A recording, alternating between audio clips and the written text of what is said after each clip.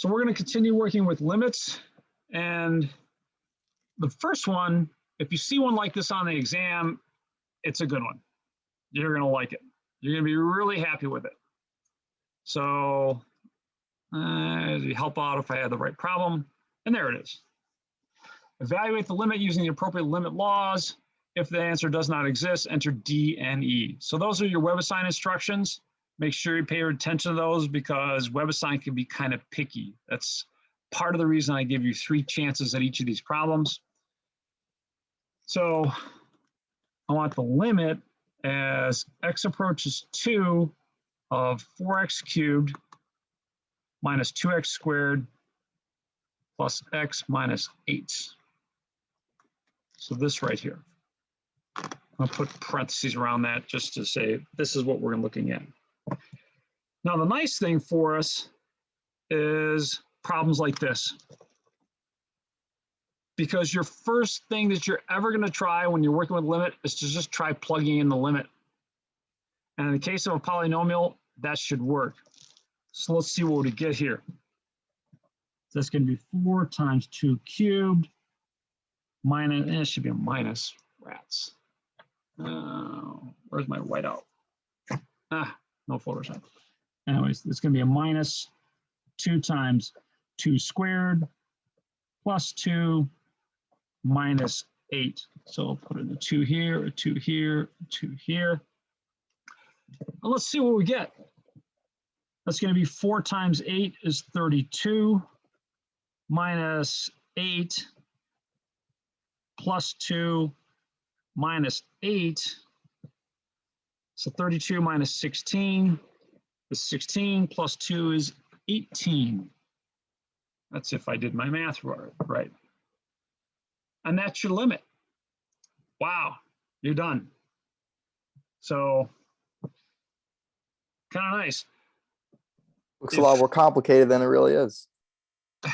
Yeah, it looks worse than it is. Yeah, you know, than it might actually turn out to be. Plug-in the limit is the first thing you're ever going to try. It's always what you try when you work on these things. So, yeah. Now it's not always going to work, and I'm going to show you examples of that where it doesn't work. But for now, let's see. I think somebody pointed out in the chat that I haven't given you this handout, so let me correct that. This is section 2.3. And there's the handout for that. All right. Well, the good news is that that doesn't last forever. In particular, you run into a problem with stuff like what we see here in example B. And let me circle that function right here. So let's look at that. So this is example B. X squared plus x minus 6 over x minus 2 equals x plus 3. Now I'm going to leave a little gap here as I write that. So let me show you how I've written it. Leave that little gap. And the reason I'm leaving that little gap here is because I want to factor this thing. In fact, you can probably factor that thing.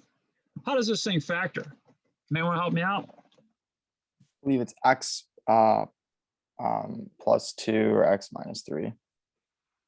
All right, so yeah, both. X plus 3 and x minus 2. Thanks, Jed. Yeah. Now, what happens? I mean, what do you just, I mean, when you factor it like this, what are you just dying to do? Like, oh, hey, cool. Cancel things out. Yeah. So you pull out your Zorro pen and go, ole, right? Cancel those out. It's gone. So you're just left with x plus 3. So effectively, right, this and this are the same? Not quite. It's a little bit of an issue.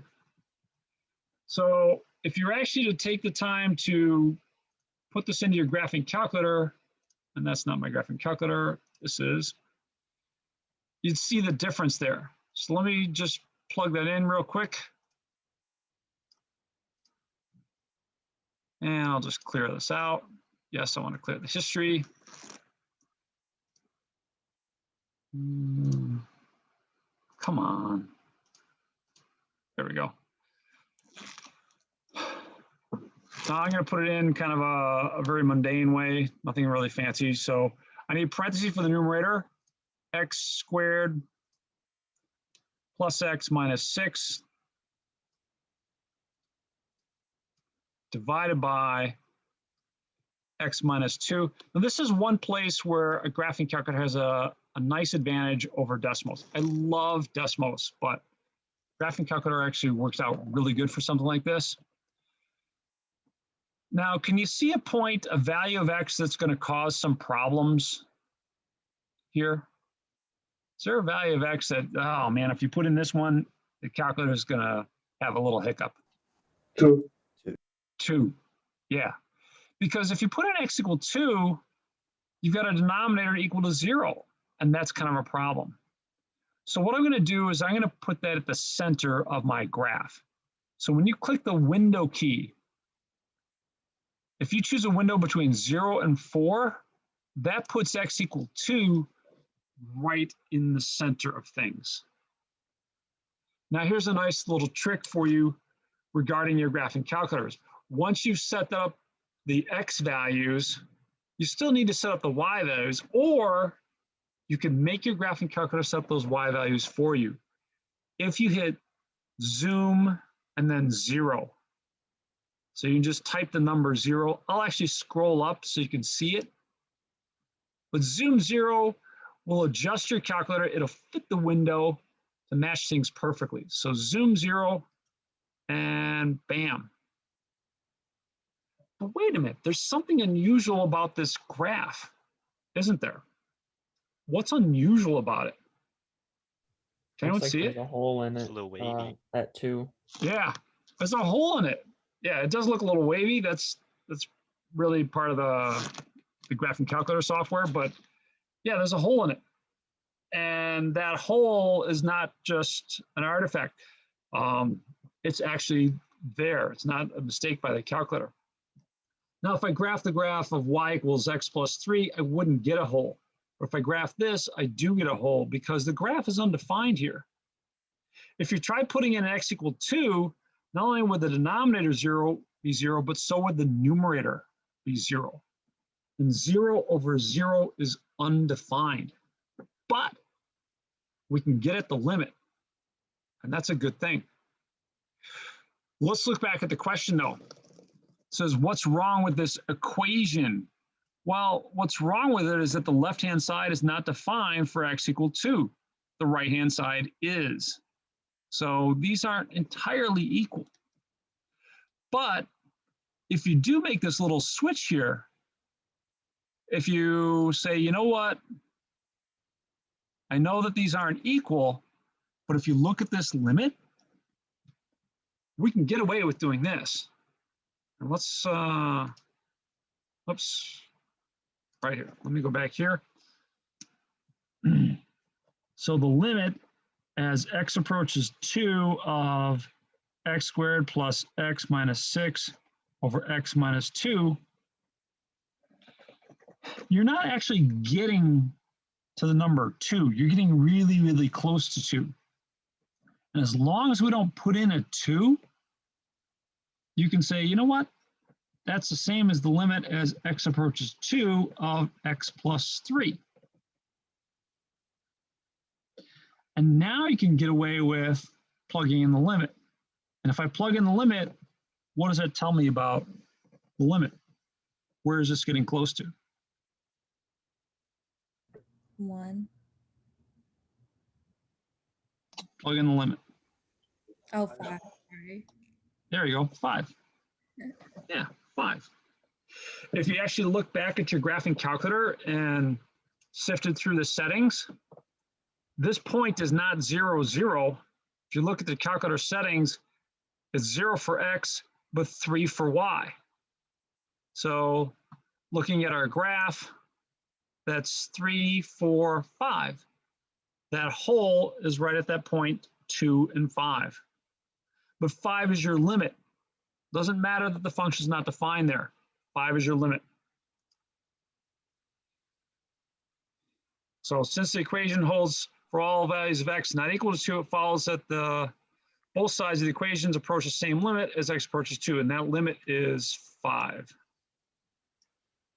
Yeah, that's a really awful 5, but the limit's 5. So a way you could think about it is that we get this equation to work because we're almost using the limit to like restrict the function, so we exclude 2. Yes, that's exactly right. Well said, Cole. Yeah, you're excluding that problem point. So if you don't look at that problem point, then these two functions are essentially the same. So you can get at the limit of the first one by looking at the limit of the second one. Beautiful. Any other comments or thoughts on that one? All right. Now, one thing that I like about limits is that you can kind of do with them what you think you should be able to do. So we're going to look at the kind of algebra of limits, if you'd like to call it that. And that is, look at what happens when you're looking at the sum of limits. This is a great picture. This is a great type of problem to put on an exam. It's not something you can easily put into photomath or something like that. So let's take a look at it. You've got two functions. You've got f of x here, and g of x is over here. So part A says, well, what's the limit as x approaches 2 of f of x? And the nice thing about, or excuse me, f of x plus g of x, the nice thing about that is you can break that up into two littler problems. So give me a second to copy that down.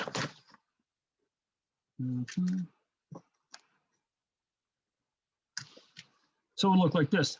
The limit as x approaches 2 of f of x plus g of x. Well, what it feels tempting to do, and what you can do, is this. You can write that as the limit as x approaches 2 of f of x plus the limit as x approaches 2 of g of x.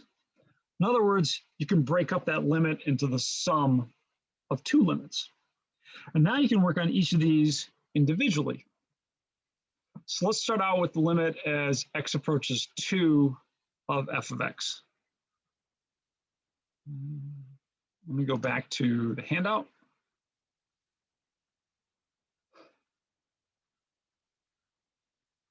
So as x approaches 2, well, we're getting close to this point on the x-axis. What's the value of f getting close to on the y-axis? One more time. -1. Yeah, excellent. -1. So notice that that same thing is happening from the left and from the right.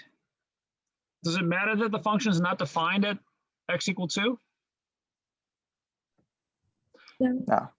No, not as far as the limit is concerned. So as we approach negative or approach 2 from the left or from the right, the value of the function is getting closer to -1 right here, this y value. Excellent. Someone else for g of x. What's happening as x gets closer to 2 for g of x? Someone I haven't heard from yet today. Your chance to shine. Approaches 2 or goes to 2, y equals 2. Goes the limit goes to 2. Limit goes to 2. Limit goes to 2. So overall, -1 plus 2. Wait while I get out my graphing calculator. Oh, that's 1. And that's it. That's your answer. So it's nice. Limits do function the way you would think they would. Let's try some more here. Let's try part B. Limit as x approaches 0 of f of x minus g of x.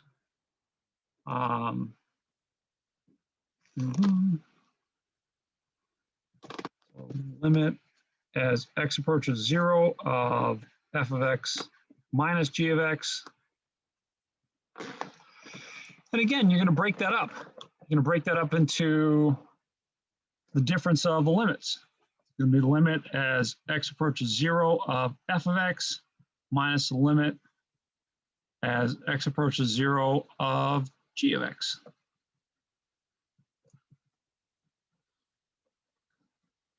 So if you're playing the at-home version of this game, then it looks like this. You're just taking the limit of each of these and then subtracting those two. So I need the limit as x approaches 0 of f of x. What's that one going to be? As you get closer and closer to 0, f of x is closer to what? 2. 2. Thanks, Michelle. 2. And how about g of x? 1.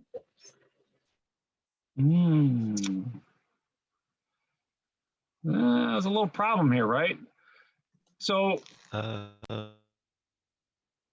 as you approach 0 from the left, what's the limit as you approach 0 from the left of g of x?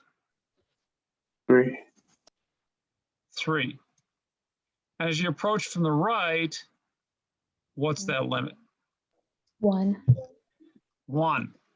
What's this say about the limit overall? DNE does not exist. Yeah, it does not exist. And if it doesn't exist for one or the other, it just doesn't exist. So the correct answer in this one would be does not exist.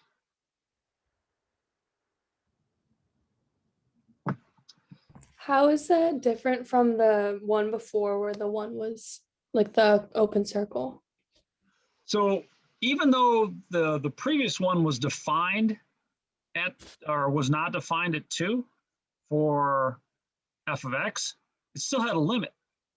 Because as you approach from the left, excuse me, approach from the right, you're going to -1.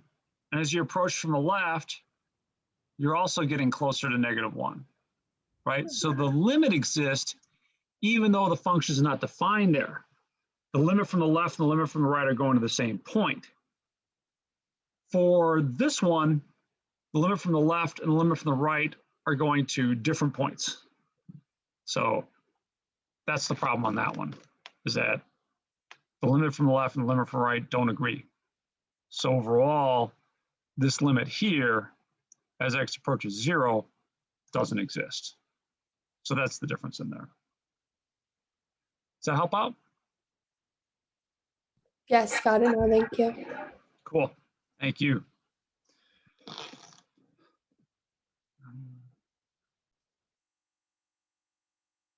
So I'll give you some time to work on parts C through F, and then we'll look for some volunteers.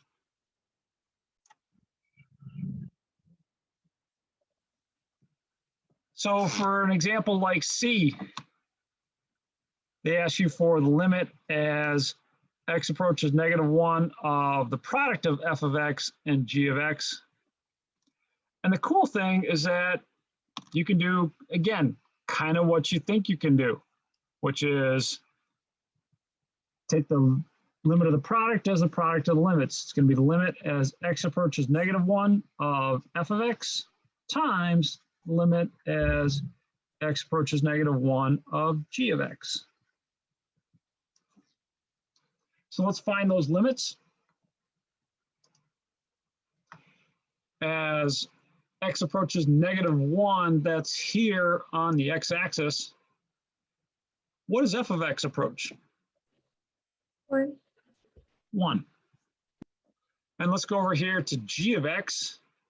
Now g of x doesn't have a hole here, but that's okay. It still has a limit. In fact, what's nice about g of x is that it's a continuous function. What's the limit as x approaches 0, or excuse me, x approaches -1 of g of x? 2. 2. So the product is 2. Let's continue. As x approaches 3 of this quotient, so we want the limit as x approaches 3 of f of x divided by g of x. Well, maybe you can kind of anticipate this a little bit. The limit of the quotient is going to be the quotient of the limits. Limit as x approaches 3 of f of x divided by the limit as x approaches 3 of g of x. And I forgot to squeeze in as x approaches 3 up here. But again, let's pick that off. Want to find the limit as x approaches 3 of f of x and g of x. While you work on that, let me look at the chat. All right. Somebody there is going to remind me when we take a break to get checked in attendance. So let's see here. As x approaches 3 of f of x, where's that limit going? So 1, 2, 3. That would be out here On 1. on the x-axis. So as we approach 3 on the x-axis, what are we approaching on the y-axis? We're approaching 1. 1. How about g of x? Where's g of x going as x approaches 3? 0. 0. So,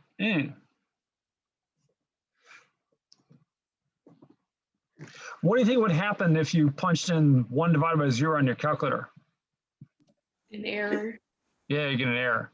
So this is another one of those that does not exist. You can't divide by 0. So a little bit of a problem there. A couple more here. Let's finish up this problem, then we'll take a break.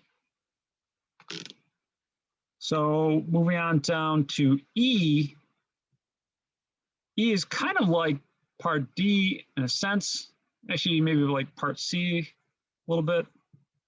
Limit as x approaches 2 of x squared times f of x. And I like this one. It's kind of a blend of a couple things. We're going to split this one up just like we did with part C. This is going to be the limit as x approaches 2 of x squared times the limit as x approaches 2 of f of x. Any idea what we're going to do for this first part here? Square 2. Say again? Where? Yeah. The first thing you want to try when you're working with limits, especially if you've got a nice well-defined function, is just to plug in the limit. In this case, it works. You get 2 squared or 4. Great. Now the other part of this is this one right here. The limit as x approaches 2 of f of x. Well, we did that at the start of the problem. So let me remind you that we got -1. So overall, 4 times -1 gives me -4.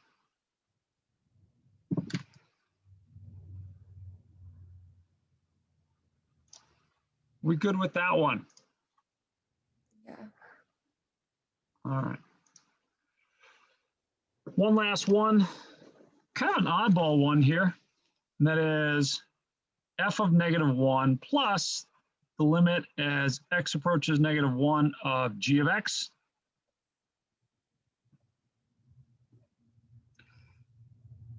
Now this time, we're not looking at a limit for the first part of this. So it's just a matter of figuring out what's the actual value of the function for f at -1. 1. The actual value is all the way up here. So what's that value? 1, 2, 3. So I'm getting 3 for that. F of -1 is 3.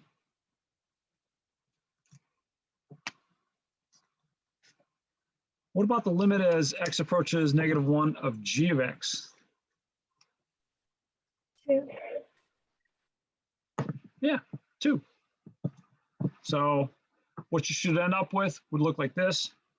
That gives me a 3, and that gives me a 2.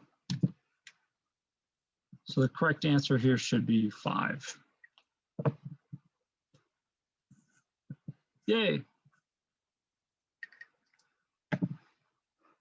All right. Are we comfortable with this last example? Did that go okay for you? So I have a quick question about B. Why is Y D any? Because there was a point there. Well, yeah, there was a point there, but in terms of the limit, let's look back at that. And I appreciate the question. So in terms of the limit, we're trying to see what happens when you get close to 0. So let me put that on the x-axis here real quick. I'll wipe out a few things here. So we're getting close to 0 from either direction. Now, when you close in from 0 from the left, so to the negative side of 0, what's happening to the function? Where is that going? What y value is it getting close to? 3. Yeah, it's getting close to 3. Now, how about if we do that same thing except approach from the right? To 1. Now we're getting close to 1, right. right? You're getting close to 1, right? And because these don't match, the limit from the left is 3, the limit from the right is 1. This limit here for G doesn't exist. And that's a problem. So let me circle that. It's the limit for G that doesn't exist. F is fine. Limit as x approaches 0 is fine. As you come from the left, as you come from the right, you know, you're getting the same spot. But for G, you're ending up with these two things are different. You know? Yeah, okay.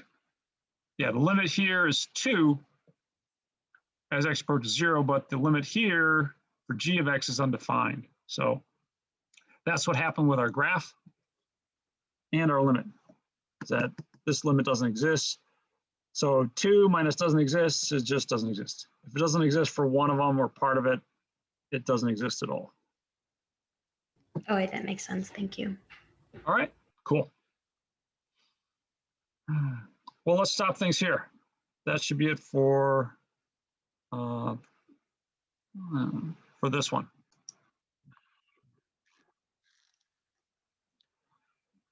So let's move on to one that you can't exactly get very easily directly.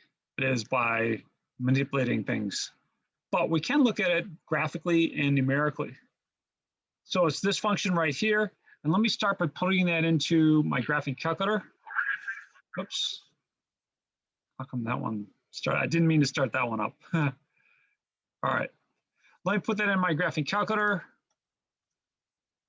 So we'll hit the y equals key, clear out this, and it's going to be x divided by, now I need parentheses around the entire denominator.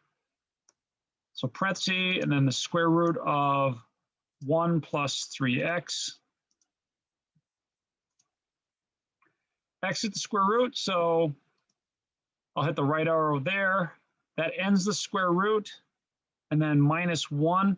Now, if you get an 83, square roots work a little different. You'll have to put a right parenthesis to close off the square root. You don't have to do that on the 84. When we're done here, let me exit out of here. So I'll hit second and then mode to exit out of there. I'll clear this mess out down here. Now I want to graph this. Actually, I want to look at the table. Now you still should have your table set up from earlier. Let me remind you, second and then window. Independent should be set to ask. So we want to have a value or we want to look at a set of table values that get closer and closer to 0, I think I'll do that after I look at the graph. So let me set my graph window up so that 0 is at the center of things. I'll go between, say, -1 and 1. So my point of interest is actually in between these. Does anyone remember the trick that I showed you just a minute ago on how to get your calculator set up the rest of the way? 0. Zoom 0. So I'm just going to press the zoom key and then the number 0. And let the calculator do all the rest. And bam, you get something that looks like that. So it definitely looks like the limit from the right and the limit from the left are about the same. Now, I'm not really seeing much in way of scale there, so let me do this. Let's go from, say, 0 to 1. And then on the y-axis, I'm going to put scales, tick marks every 0.1 units. So that way, all the tick marks I see on the x-axis will be happening at units of 1 or units of 0.1. There we go. So 1, 2, 3, 4, 5, 6. Yeah. Now I think that the first part of this problem is asking for a rough approximation to the limit. And if you put 0.7, that'd be fine. It says round your answer to 1 decimal place, so about 0.7. That's just based on the graph, 0.7. You should be able to do things numerically. So this is from the graph. And a graph is a good thing to look at, but you might also want to look at a table of values. And for the table, keep in mind I'm getting close to x equals 0. So I want a sequence of values that get close to 0 from either side. So I want to trap 0 in the middle. So I could go, say, 0.5, 0.1, 0.01, and 0.001. That's approaching 0 from the right. So if you look at just a number line, you got 0, and you're approaching from the right. Say 0.5, 0.1, 0.01, etc. So you're coming in this way. I also need to come in from the other direction. So -0.5, -0.1, -0.01, and so on.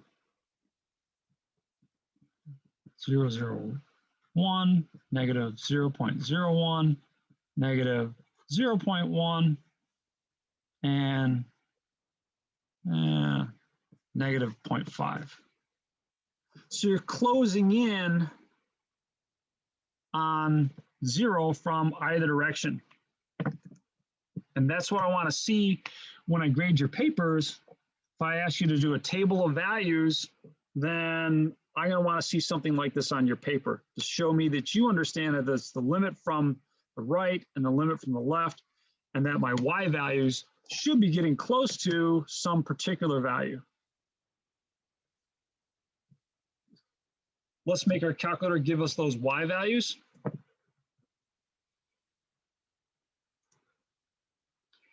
So I'll hit second and then table. And I think the sequence of values I have is actually pretty good. This is stuff left over from a previous problem. The only thing I'm missing there is the 0.5. That really doesn't make a difference because it's far enough away that it's not going to happen. Well, what do you think? What does it look like it's getting close to? If you had to take a guess, what value of y are we getting close to when we're getting close to 0? 0.667. Yeah, 0.667. Now I'm hoping that that's a familiar decimal. But let's again look back at the problem. It says make a table of values for x close to 0 and guess the limit. So they wanted 6 decimal places. That's something I find a little bit annoying. I think typing in 6 decimal places is a little bit more than I'd like you to do typically, but you know, it is what it is. So from the table, the limit as x approaches 0 of x over square root of 1 plus 3x minus 1. From the table, that's about 0.666667.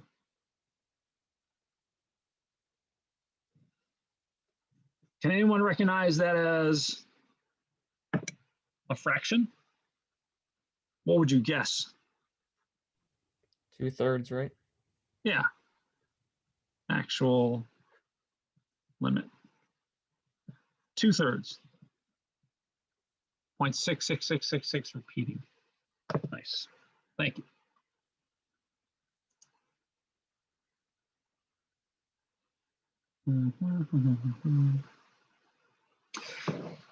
Let's try this one. And we'll do this one, I don't know. It's up to you. Do you want to do it on decimals or do you want to use on your graphing calculator? This limit as x approaches -7 of 2x plus 14 over the absolute value of x plus 7. Graphic. Which one? AC? Calculator.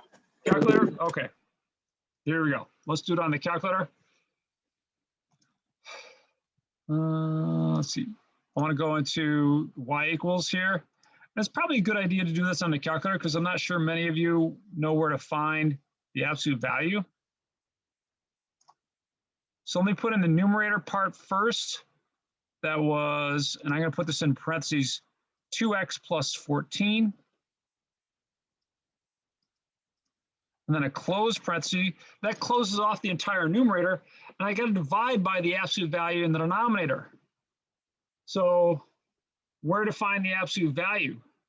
One easy place to find that is in the math menu.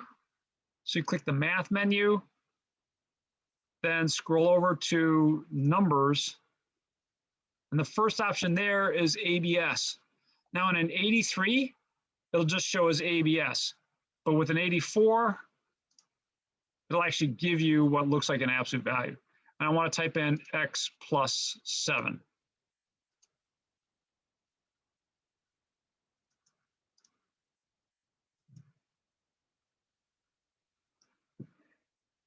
Nice.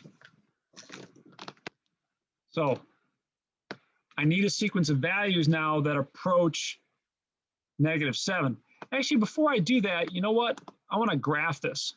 So has everyone got this in their calculator that's trying to follow along? Let's take a look at the graph. And I'm going to put -7 kind of near the center of my graph. So let me choose this window. Let's go from, say, -10 to -6. No, not -6. How about -4? That way it puts -7 is right between the minimum and the maximum. So it should be dead center of my graph. And then I'm going to let my calculator do the rest of it, the heavy lifting part. I'll hit zoom and then 0. And wow, this is a bizarre graph. It's what's called a step function. Now I'm going to zoom out a little bit this way. I'm going to adjust my y min and y max to be -3 and 3 respectively.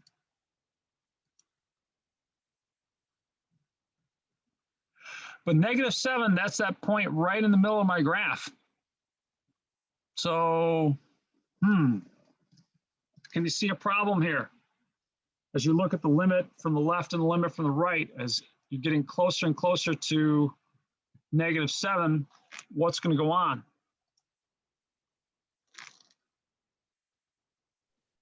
They approach different values, so the limit doesn't exist. Yeah, they approach different values. So let me just paste that in right here. Yeah, as you get closer and closer to x equal -7, your limit from the left and the limit from the right are different things. On the one hand, you're getting closer to 2 when you're up here. Come on, 2. And on the other hand, you're getting close to -2 when you're down here. So the limit from the left and the limit from the right are different. This one would not exist, just DNE.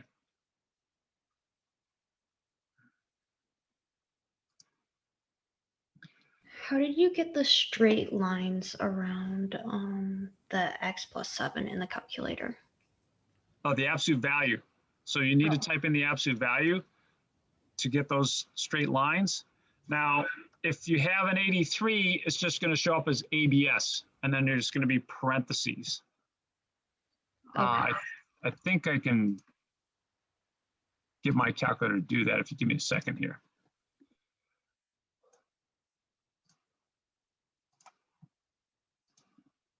So there you go. If you have an 83, it'd look like this as opposed to the nice straight lines.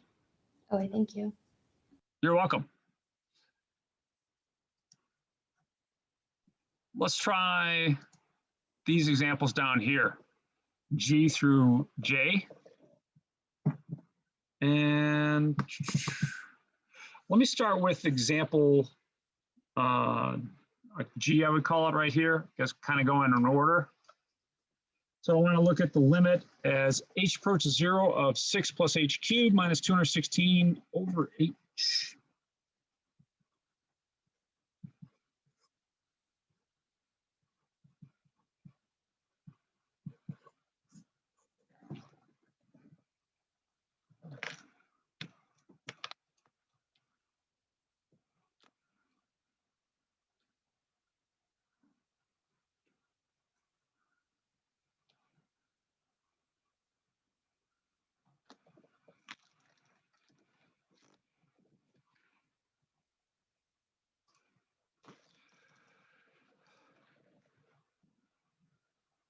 What's the first thing we should try when we're doing a problem like this? Any suggestions? Plug in the 0. Yeah, plug in a 0. See if it works. If it works, you're done. So always try plugging in a limit. Now, unfortunately, if I plug in a limit or plug in a 0, 6 plus 0 is 6. 6 cubed is 216. 216 minus 216 is 0 over 0. So I can't get away with it here. So what do? Well, you got to cube out this function. You got to figure out what that is first. So let me do that up here. 6 plus h cubed. It'd be a real pain to have to multiply 6 plus h times 6 plus h times 6 plus h. By the way, if you're feeling tempted to write this, don't do that. You can't just cube this out by saying, oh, it's 6 cubed plus h cubed. It doesn't work that way. You'd have to multiply this out, 6 plus h times 6 plus h times 6 plus h 3 times. And that's a pain. So let me remind you, if has anyone ever heard of Pascal's triangle? When you expand something like this, the coefficients of this expansion follow this pattern. So a 1 and a 1. You add 1s on either side, and then the number in between is just the sum of the numbers up above. So 1 and 2 gives me a 3. 2 and 1 gives me another 3. And this is the coefficients of something like this cubed. So how does that work? Well, it's going to be the limit as h approaches 0. We're going to take 6 and cube it. And the next term, now leave yourself a lot of space, is going to be 6 squared times h to the first power. And then again, leave yourself a lot of space because I'm going to fill in some things. Next term there is going to be 6 to the first power and then h to the second power. Are you seeing a little pattern in here? Can you guess the last term? If it feels, yeah, the last one's going to be h cubed.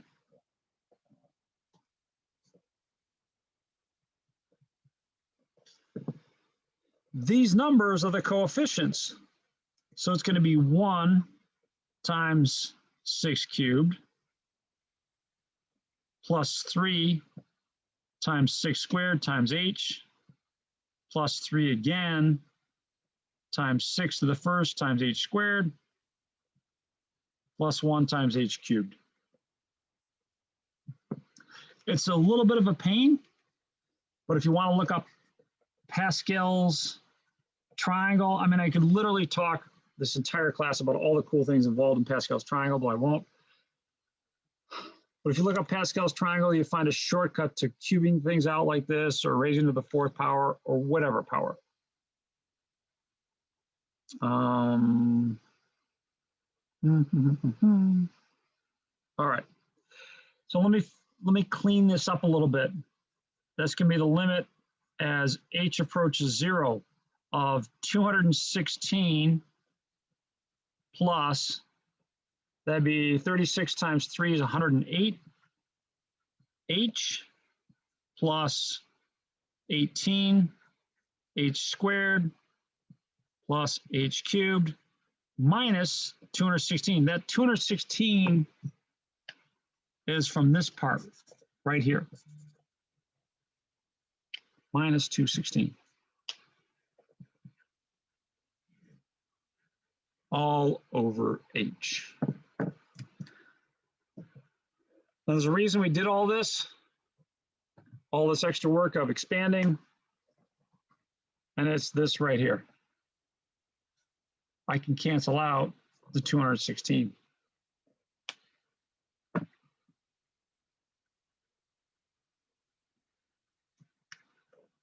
Then what happens?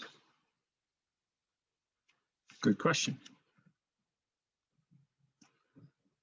That leaves me with the limit as h approaches 0 of 108h plus 18h squared plus h cubed over h. It doesn't seem like a lot, but the major gain was we canceled out those 2 16s. Because that leaves something in the numerator here that'll factor. Can anyone see what's going to factor in the numerator here? H. Yeah, you can factor out the h. So it's going to be h times 108 plus 18h plus h squared. And something special happens here. What's that something special? Oh, can the H's cancel out, like the one on the bottom and the one on top? Yeah, thanks, Finn. The h's cancel out. And that's cool because that gives me the limit as h approaches 0 of 108 plus 18h plus h squared. Now, it's taken a fair amount of work to get here, but this is the easy part now. How do I finish this up? Plug into 0. Plug in the 0. Can anyone tell me what they get when they plug in the 0? 108. 108. Done. There's your answer. Nice. This is an algebraic approach to finding that limit. Now, can you find that limit by looking at the graph? Yes. You find it by looking at tables? Yes. Here it is algebraically, though. That's a nice demonstration of that. So all three of those things should say the same thing. The algebra, the graph, and the numerical part. I'm just not showing the graph right now because it's really hard to get a nice viewing window for that. And I don't want to try and mess around with it. So are we okay with this one? The expansion stuff is a little tough. I mean, if you need to, multiply them all out, 2 at a time. So start with those 2, FOIL that out, and then distribute that in, collect like terms. Personally, I'd learn to use Pascal's triangle if I were you, but that's your decision. We're going to do some more like this. Well, more in the sense that we're going to do some more algebra type problems. Now, the problems I've chosen here are good examples of the stuff that you're going to see in homework. The only difference is you might get slightly different numbers. So let me continue over here, the upper right one. Last one we did was what, G, we'll call this one H. So let's just copy this down. The limit as H approaches 0 of the square root of 9 plus H minus 3 over H.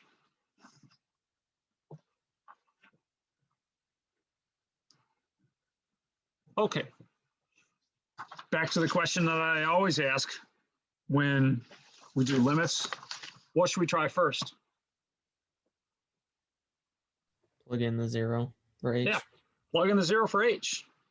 And unfortunately, we get 0 over 0, right? Because you get the square root of 9 minus 3 is 0 over 0. So plugging in the limit doesn't work. Although maybe we could take a look at it graphically, and maybe we can see something graphically. Maybe not. We'll see. Let's look. Let's do this one on Desmos. Close you out. You're entertaining, but we're done with you. No, I don't want to do that one. Let's do it here.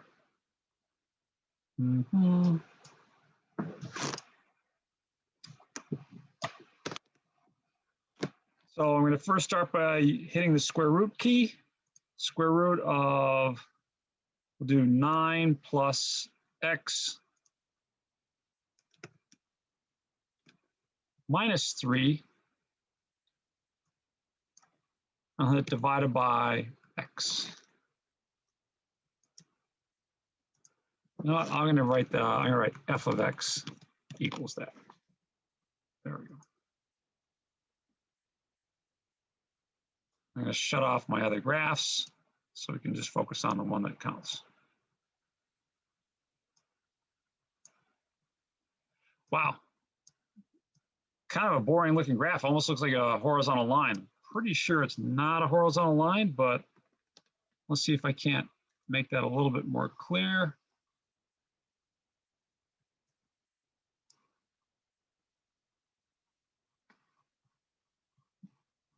All right, so it takes a little bit of finesse to see that we're not dealing with just a horizontal line.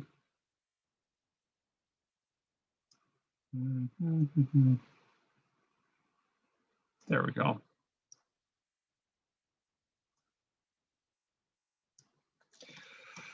But does it look like there's some kind of a limit near x equals 0? I mean, the graph is undefined at 0. If I'm good enough, I get right there. Yeah, there you go, 0 and undefined. You don't really see the hole here like you would on a TI 83 or 84, but it's there. It's undefined at 0. Okay. I mean, if you had to guess what the limit would be, I don't know, about 0.16, 0.17, somewhere in there. But that's just a guess. You could improve that guess if you did a little table work. So that table work might look something like this. Let me just put in f of x1. What would be a sequence of values that I could use that get close to 0? We got 0.5, 0.1. What would be some other ones? 0.01, 0.0. Now that's all coming in from the right-hand side. What else would I need? Negative 0.5. Yeah, negative 0.5, negative 0.5, negative 0.1, negative 0.01, and so on. But take a look at these values, particularly the ones that are very close to 0.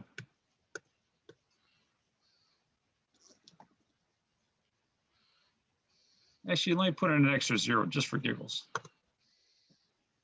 What does this value look like it's getting close to? I mean, just give me a decimal. You don't have to give me a, 167. yeah, 0.16667, you know, somewhere in there.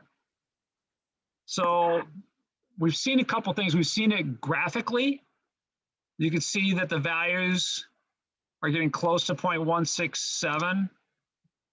You see it numerically. So you've got a good idea of where this thing's going. We just got to come up with the final answer here. So let me show you the trick on this. And the trick on this is kind of clever. We're going to multiply by 1. Now, if I multiply by 1, does that really change anything? If your No. boss multiplied your salary by 1, are you going to thank him and throw him a party? No. Probably not. No.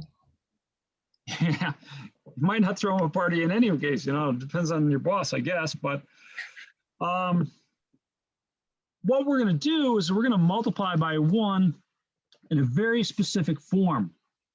And that specific form is called a conjugate. Now, you might remember seeing these kinds of things before. If I have a binomial a plus b, its conjugate is a minus b, or the other way around. If I have a minus b, its conjugate is a plus b, but these are conjugates.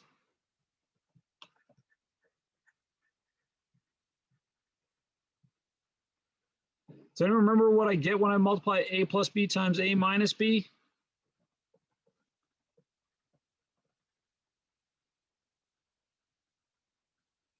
Someone want to be the first? A plus b times a minus b, what does that give me? Does someone want to be the second? A squared minus B squared. A squared minus b squared, perfect. And what I'm going to do, and thank you for that, is I'm going to treat this as a conjugate, or part of a conjugate pair. That's going to be my a minus b. And I'm going to multiply by the conjugate, so it's going to be a plus b. It's going to be square root of 9 plus h plus 3 over square root of 9 plus h plus 3. So effectively, I'm multiplying by 1, right? Something over itself. The nice thing, though, is that it's going to help me simplify this in a way that I need. Now, in the denominator, I'm going to leave the h factored out, just because I know I'm going to need that. But let's see if I can't figure out what I'm going to get in the numerator without getting in too complicated. Now, I didn't catch the name, but somebody told me just a minute ago that when I multiply a plus b times a minus b, I get a squared minus b squared. That's my a. What do I get when I square that? 9 plus h. 9 plus h. Good. Can someone square this? That's a trick question, right? 3 squared is just 9. So I end up with 9 plus h minus 9. Wow. Okay. Can anyone see some simplification here?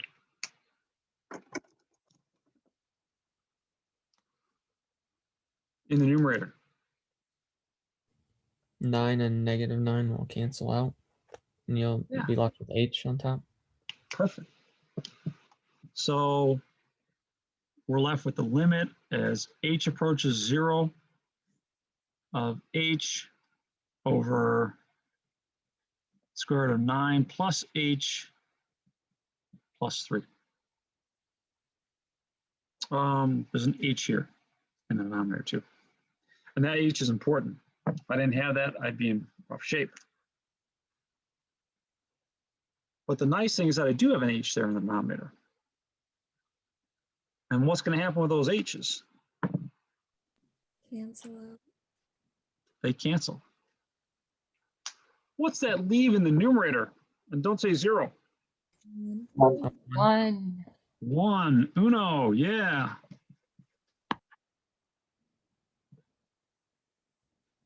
1 over square root of 9 plus h plus 3.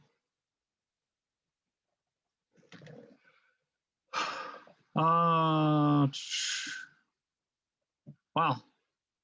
We did a lot of work, but did that really get us anywhere?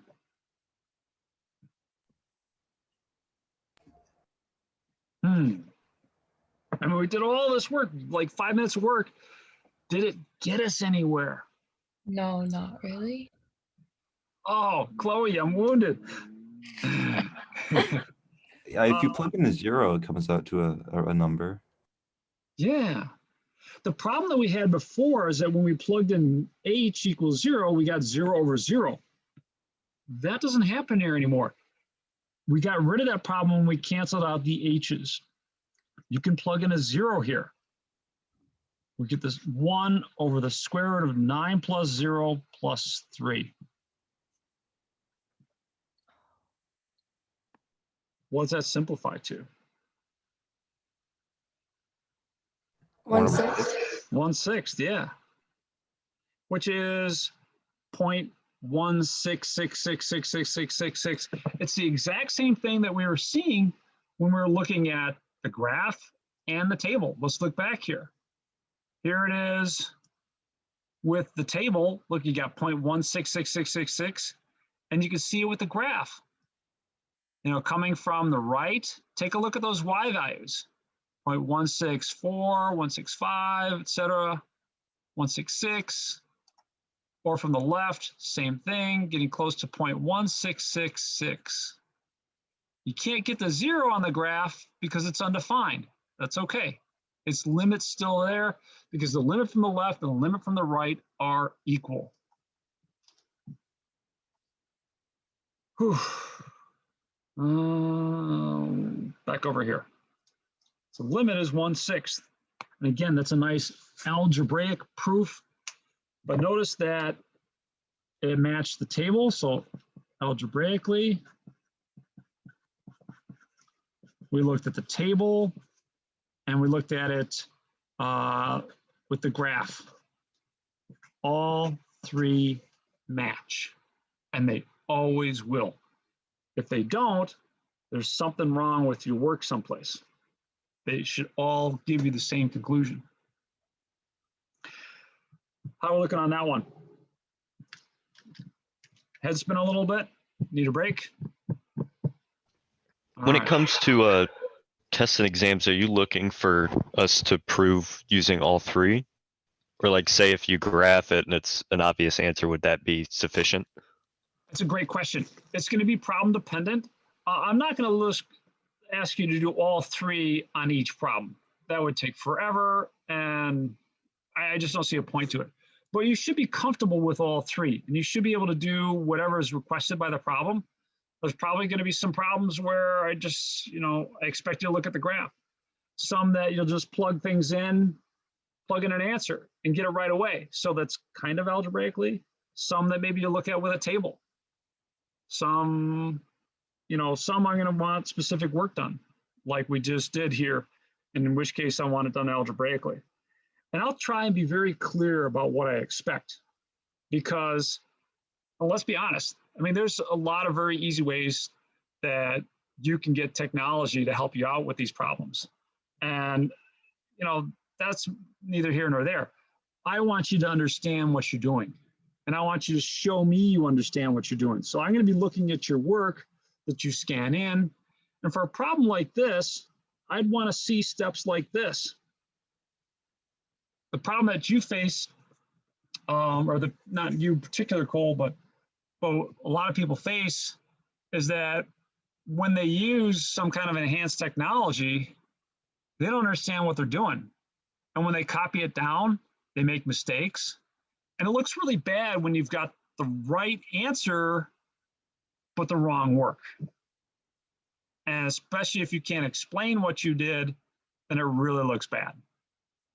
And there's other problems that make it very easy for me to spot when people are just borrowing somebody else's work, some technology.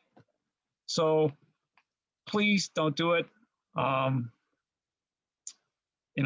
It's really easy for me to see. Other questions on this one?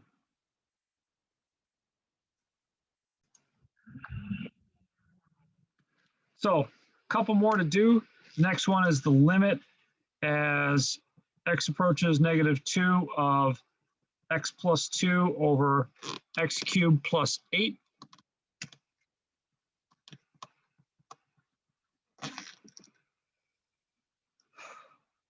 Now I'm going to sound like a broken record here, but what's the first thing you try? Plug the limit in. Plug the limit in. Yeah, excellent. Always look for that because it's only going to be like about 1 time out of 10, but it's nice when you find that 1 time out of 10 that it works, and then you're done. But in this case, if you plugged in the limit, you end up with 0 over 0, and that's undefined. So what that means is that if you're going to try and calculate this limit algebraically, you're going to have to do something like what we're going to do next. So I'm going to take a look at this again, except I'm going to notice that in the denominator, I've got x cubed plus 8, which is 2 cubed. And that 2 cubed means this is the sum of cubes. Hopefully you remember how that thing factors. That factors as an x and a 2. So you need the terms that you cube to get this and cube to get this. Those would be x and a 2 respectively. Now it's always going to be a binomial times a trinomial. So, how do I get those other 3 terms? Now, it may be a while since you've factored these kind of things, so let me help you out. What you're going to do is you're going to take this term and multiply it by itself. So x times x, that gives me an x squared. Then I'm going to take the 2 and multiply it by itself. So 2 times 2, that's going to be a 4. So I've got 2 terms, but I need to come up with 1 more. So how am I going to come up with 1 more term? What can I do with these to come up with 1 more term? Don't you multiply the 2 and the x? Yep. You multiply these by themselves. So x times 2 or 2x. There's one last thing that I need to do. That is, I need to figure out the signs that go in between these things. These 2 signs are always the same. Actually, I should put it this way. These 2 signs are always the same. This sign is going to be opposite, and this one is always positive. So same sign, opposite sign, always positive. So that's my little bit of review there for you. And if you want, I'll go do another one after we do this. Remind you on how to factor these things. But that's the hard part right there, is factoring this. If you can factor this, the rest is easy. So I'll give you a chance to copy that down. Maybe somebody could tell me why this kind of almost does it for us. What are we going to do next? You cancel out the x plus 2 next. Yeah, thanks, Matt. You're going to cancel out the x plus 2. So that's going to give me the limit as x approaches -2 of 1 over x squared minus 2x plus 4.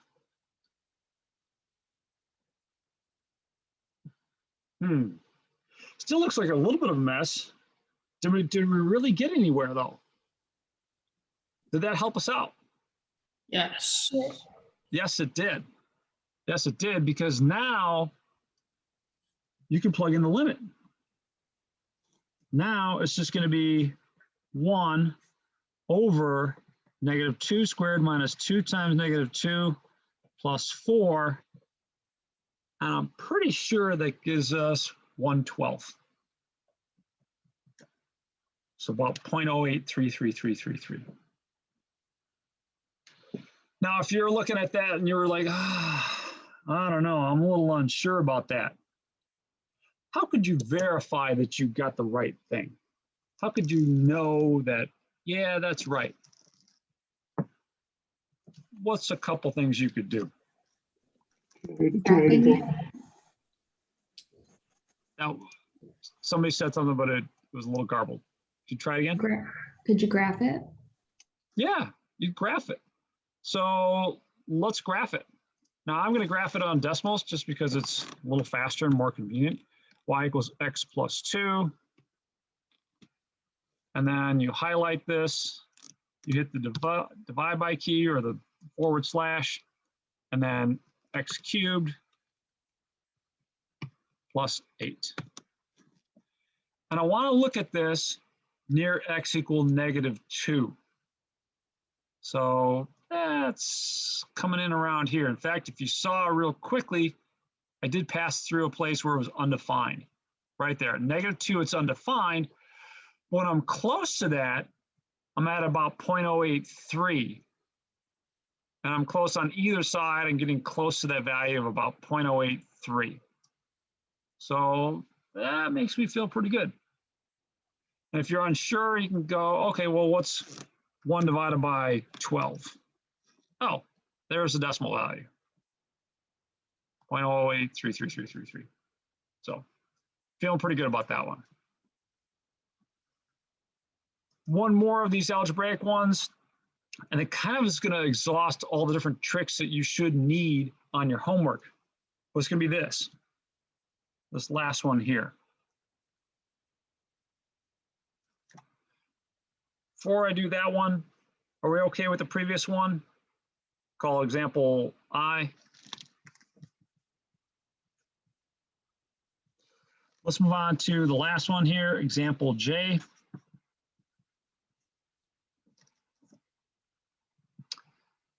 And that's going to be the limit as h approaches 0 of 3 plus h to the -1 minus 3 to the -1 over h.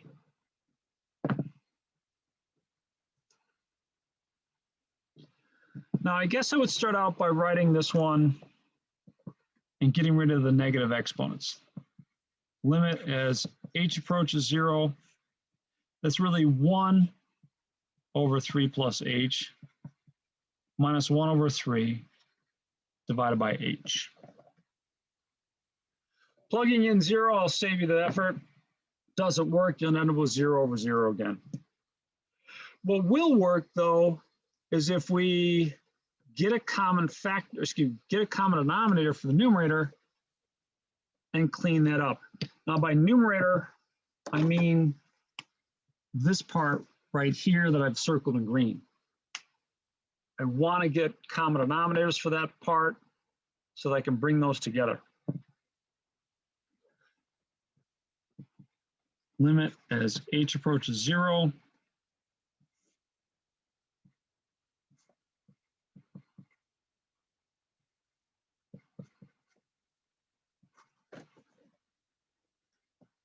Now the common denominator here, let's see. Common denominator here is going to be the product of these two, 3 times 3 plus h. So that's going to be our LCD. So when I look at this and I say, you know what, I need the LCD here, the first thing I have to multiply by is 3 over 3. That'll put a common denominator in this denominator. What am I missing from the second fraction that would give me the LCD? 3 plus h. 3 plus h. Thank you.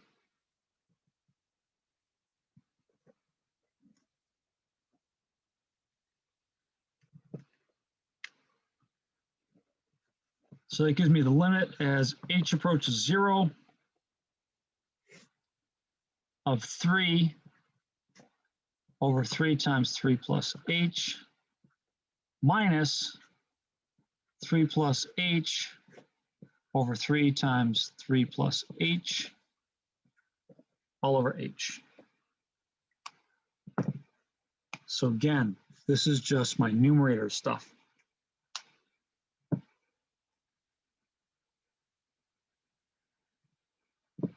I'll pause for you to catch up with your writing.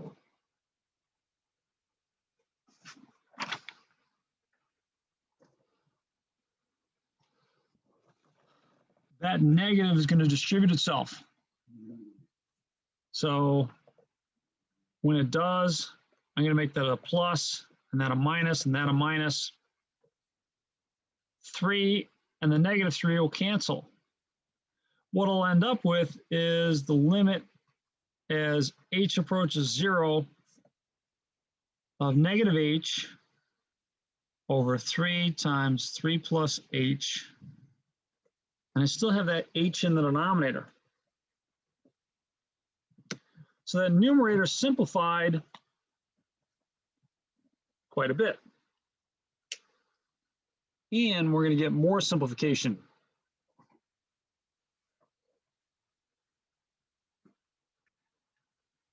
Now for convenience, let me think of this as not just h, but how about h over 1? Isn't that the same thing? H and h over 1? That's the same thing. And that's just for convenience. So let me just put this here. Those two denominators are the same. The reason I did that is because it makes it easier to think about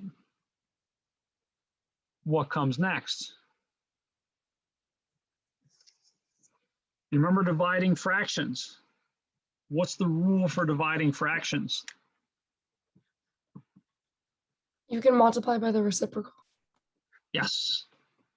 So it's going to be -h over 3 times 3 plus h times 1 over h.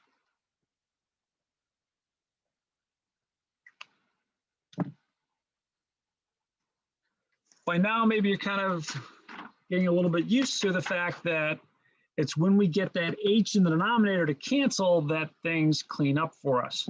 And that's exactly what this step does for us, is it allows us to cancel this h.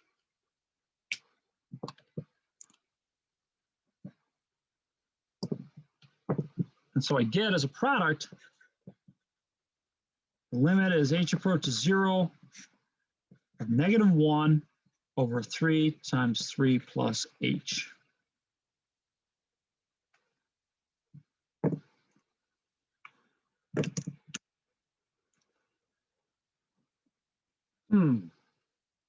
Can anyone tell me how to finish this one up? Is now when you plug in 0. Yep. And if we plug in 0, I end up with -1 over 3 times 3, or better yet, -1/9. And that's it. Hey.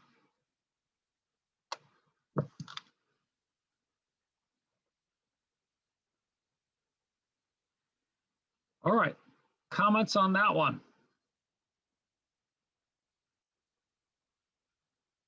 Okay. That'll do it for this section. I do have to mention something about the squeeze theorem. I think I'm going to mention that next time so that I can rush through one last little thing here for today. Oops.